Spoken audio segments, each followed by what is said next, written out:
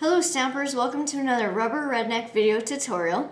I'm going to be demonstrating how to make this fun little post-it note holder using the Scallop square die.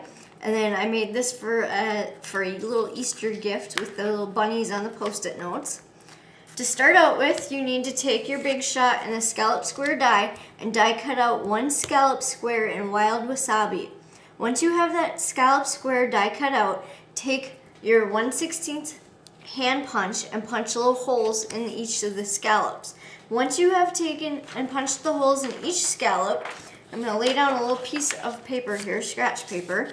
You want to take the stamp from Best Friends with the dotted background stamp here, and you're going to take the wild wasabi ink and you're just going to ink your stamp up, and then you're going to stamp onto that scallop square. And you're just going to keep doing that until you have the edges of the scallop square stamped. Now don't worry about it being not perfect, because in the center you will place a piece of cardstock and then the post-it note, so you'll never notice that this isn't perfectly evenly stamped.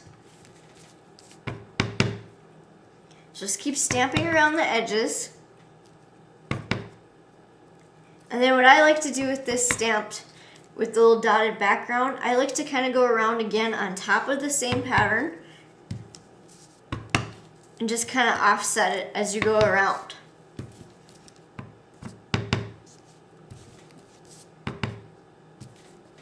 Once you have the background scallop square stamped here, you then want to cut one piece of perfect plum cardstock at 3.5 by 3.5. You're going to apply some multi-purpose liquid glue onto the back. Just do a little bit. And then you're going to place this square, this perfect plum, right in the center of the scallop square. Then you're going to take your post-it note, and what I did was I peeled off the backing that comes on the post-it note, and I wanted this to hold a little bit stronger. So I just took some more of the liquid glue and applied that right onto the back of the post-it note.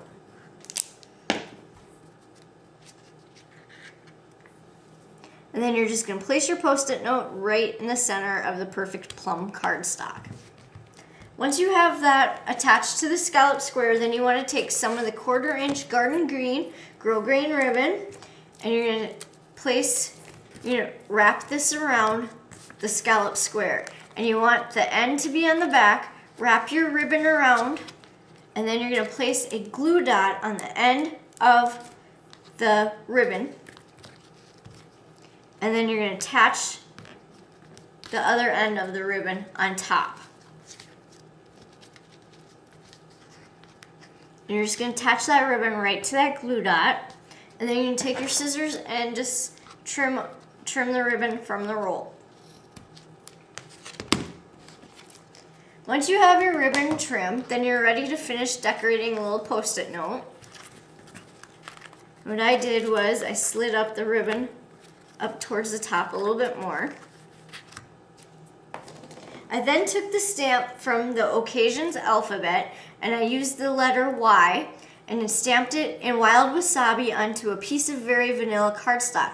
I punched it out using the large tag die, and then I punched a hole at the top here and ran some of the Wisteria Wonder baker's twine through that hole. Then you're going to run the twine under the ribbon here. And then what you want to do is just wrap your twine around that 1/4 inch grosgrain ribbon, and then tie your knot and create your bow.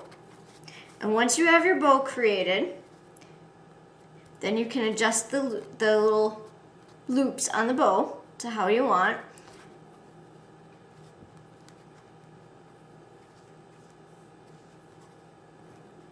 Then you want to just cut off any of that excess twine you may have with your scissors here. Then you want to take your itty bitty shapes punch, and you want to use the little flower, and you're going to punch out one flower in So Saffron, and then you'll punch one out in Perfect Plum. Now I face my punch facing upwards so I can see the pattern better, and then I just punched that right out. And then I took a Jewel's Basic Rhinestone, one of the little ones, and I placed that right in the center of the flower.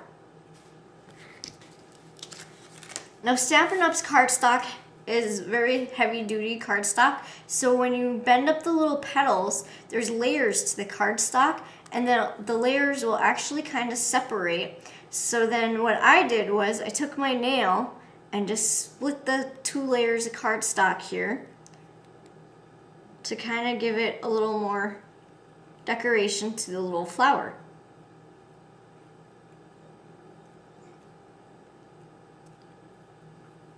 So then it looks like it's got 2 petals on each petal here instead of just 1.